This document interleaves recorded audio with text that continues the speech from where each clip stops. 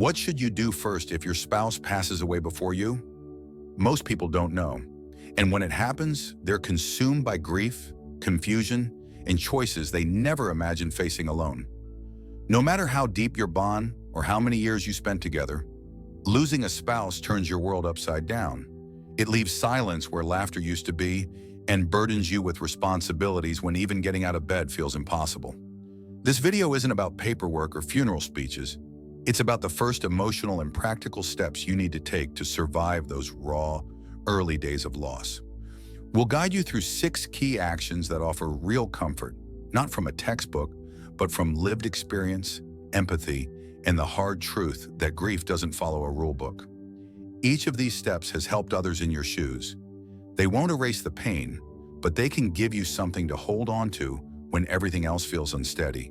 If your spouse passes before you, and may that day be far, far off, you deserve more than just survival. You deserve the tools to find your footing and eventually rediscover life. Stay with me until the end, because the 6th step is one most overlooked, but it can shape the rest of your journey after loss. Let's begin. Number 1. Feel before you fix. When your spouse dies, the silence isn't just in the house, it's in your heart. The routines you shared, the voice you listened for, even the small sounds like their footsteps, they vanish.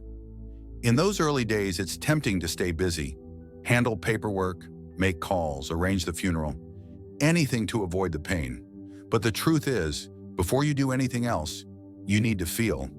Not collapse, not fall apart, but give yourself permission to grieve without guilt or a timeline. Grief that's ignored doesn't disappear. It builds up, then returns with more confusion and pain later on. Some think staying strong means staying silent. I can't cry. I have to be strong for the kids. He wouldn't want me to be sad. But real strength isn't about holding it in. It's about honoring your loss, allowing space for the love and the pain. Take Evelyn, 81, who lost her husband after 52 years. She stayed busy, telling everyone she was okay. But late at night, she stared at his empty chair, pretending it didn't hurt. When she finally let herself cry, something inside her shifted. The pain didn't go away, but now it had space to breathe. You're not broken because you're devastated. You're not weak because you're falling apart. Grief isn't a problem to fix. It's a process to carry. If you don't give it room, it shows up later as anger, numbness, or even illness. So the first step is to pause. Sit with the pain. Let yourself feel it. Talk, cry. Say out loud that it hurts and nothing makes sense. You don't need a plan. You don't need to be okay. You just need to feel, because that's how healing begins. Number 2, reach out before the silence grows. In the first days after loss, people check in, bring food, send flowers, but then it slows. The door stops knocking, the phone stops ringing, and that quiet can quickly turn into deep loneliness. That's why one of the most important things you can do is simple. Reach out. Don't wait for others to notice you're struggling. They might not know how to help. They may stay back, afraid of saying the wrong thing. But connection doesn't need to be heavy. You don't need deep conversations. Just let someone know you're there and that you need them. Jim, 77, lost his wife after a long illness. At first, friends called every day, but he didn't answer. He didn't want to talk or fake being okay. Slowly, the calls stopped. Weeks passed before a neighbor finally knocked. That visit was his wake-up call. From then on, Jim made one promise: one real conversation a day. That tiny act changed everything. It gave him a lifeline. Grief wants you to feel alone, but reaching out reminds you you're not. You don't have to talk about the loss. Talk about the weather, a memory, anything. What matters is knowing someone is there. And if you don't have family nearby or feel like a burden, remember, there are support groups, senior centers, volunteers, even hotlines filled with people who care. Reaching out doesn't mean you're weak. It means you're choosing not to carry all this pain by yourself. Grief affects your body, your brain, your heart. It clouds your thinking and weighs you down. But even the smallest human connection acts like scaffolding, holding you up until you can find your strength again. So if this video is speaking to you, comment number 2 below to let me know you're here. And if you haven't yet, subscribe and hit the bell so you never miss helpful content like this. Now let's keep going. Number 3, the urgency of gathering important documents.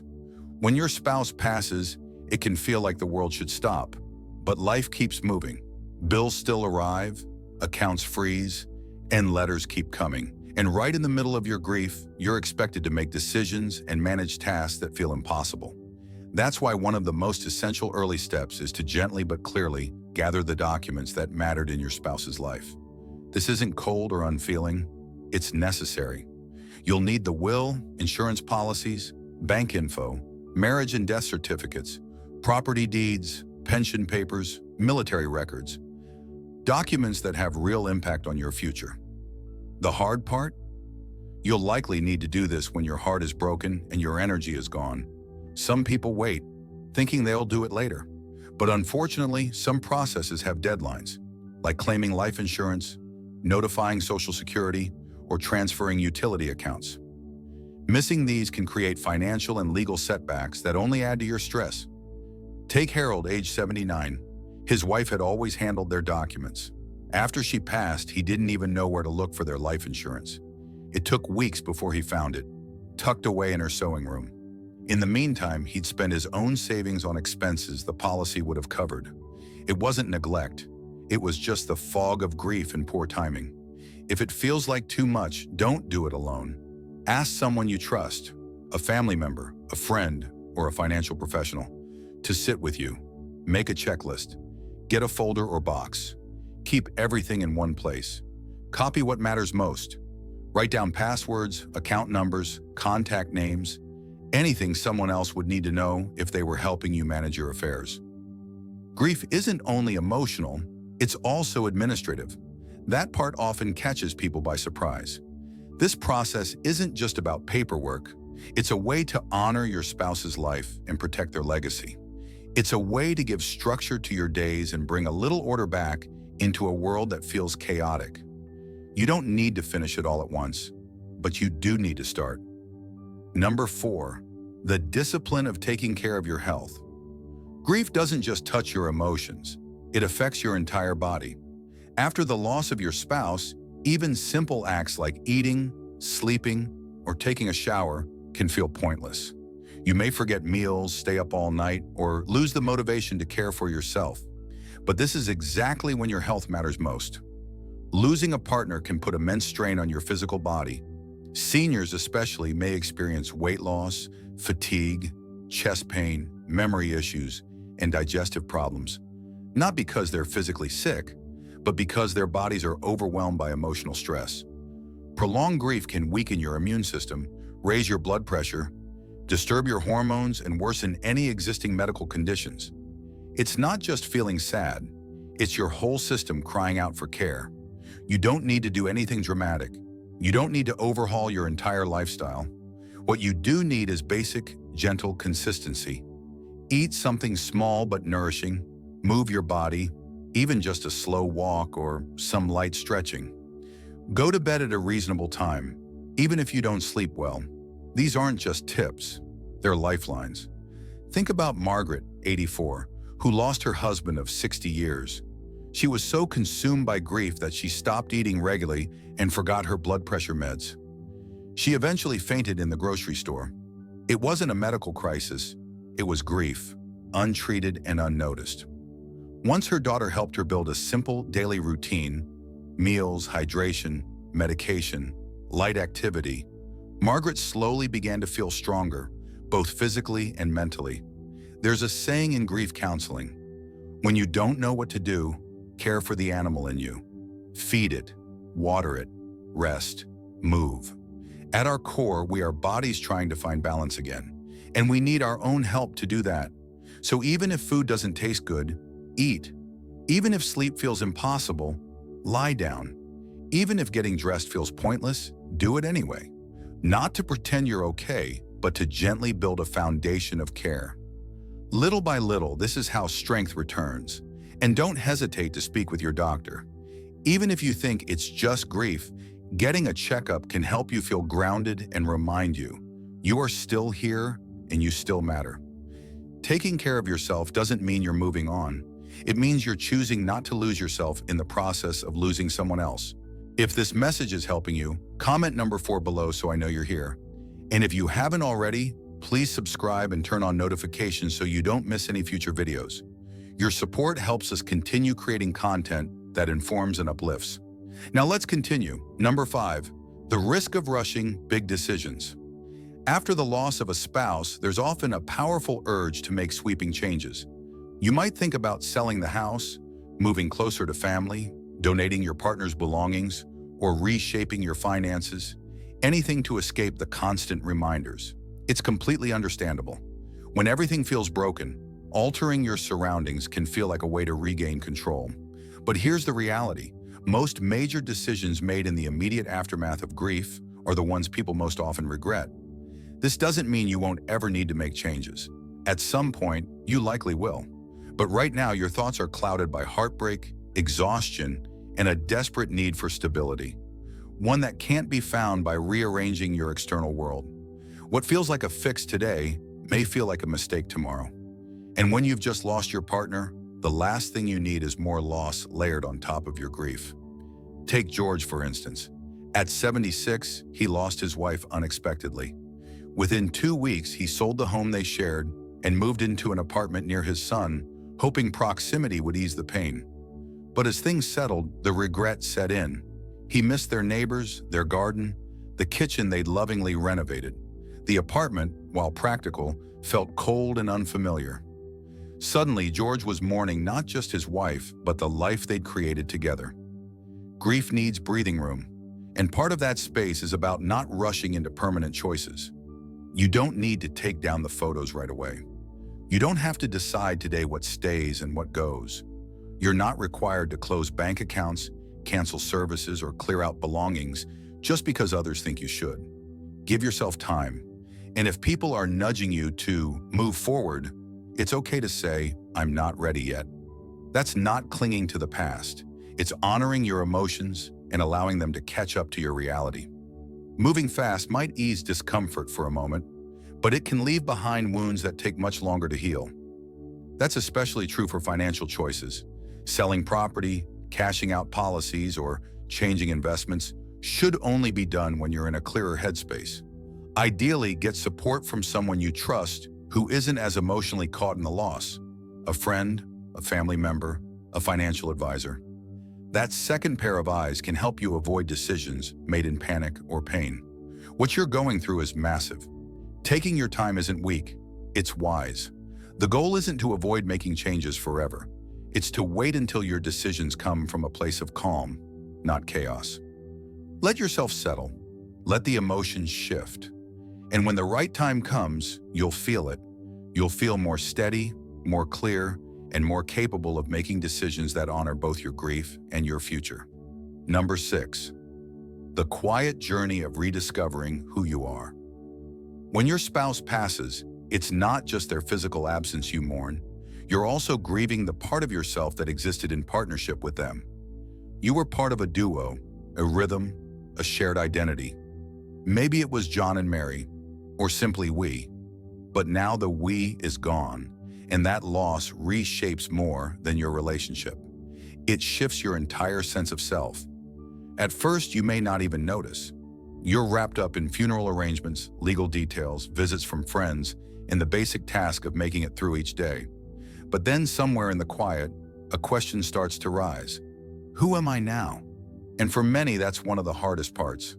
For years, even decades, your life might have been built around shared routines, mutual decisions, and inside jokes only the two of you understood. With your spouse gone, roles you held, like partner, caregiver, or companion, suddenly vanish. The love remains, but the shape it lived in has forever changed. This stage of loss doesn't get talked about enough, but it's crucial. It's about gently, patiently starting to rebuild your identity. Not by replacing what was lost, but by uncovering what still exists and what's waiting to emerge. You might ask, what do I enjoy now? Or, what do I want the rest of my life to be about, even if it looks different than I expected? Take Irene, for example. At 82, she lost her husband of 55 years. In the beginning, she kept everything exactly as it was. His slippers stayed by the door. His favorite coffee mug remained on the counter. It was too painful to change anything. But months later, she picked up painting again, a passion she hadn't touched since her 20s. It wasn't a distraction. It was a reconnection with herself. It didn't mean she stopped loving her husband. It meant she was still here and still had a life to live. You're allowed to grow. You're allowed to evolve. You're allowed to explore who you are now, even while holding on to the memory of who you were together. Rebuilding your identity isn't betrayal, it's devotion. It's honoring your past by continuing to move forward with intention. Maybe that means joining a new community, traveling to a place you always dreamed about, reading books you never had time for, or learning to feel peace in your own presence. These aren't replacements for your spouse. They're responses to your new reality. You don't have to figure it out all at once. In fact, you won't. Rediscovering yourself after loss is a slow, tender process, something that unfolds moment by moment, step by step. Each habit you build, each interest you explore, each small act of curiosity is a way of reclaiming your place in the world. You're not only who you were with your partner, you're also the person you are becoming without them. And that version of you deserves the same attention, love, and care. Final thoughts. Losing a spouse is one of the most profound heartbreaks a person can experience. It's not just the loss of your partner. It's the disruption of your everyday rhythm, the silence in the house, the absence of being known without explanation. There's no roadmap for that kind of loss, and no one can prepare you for the ache it brings. But even in the midst of that pain, there are small, meaningful things you can do to begin again. Not to forget, but to continue.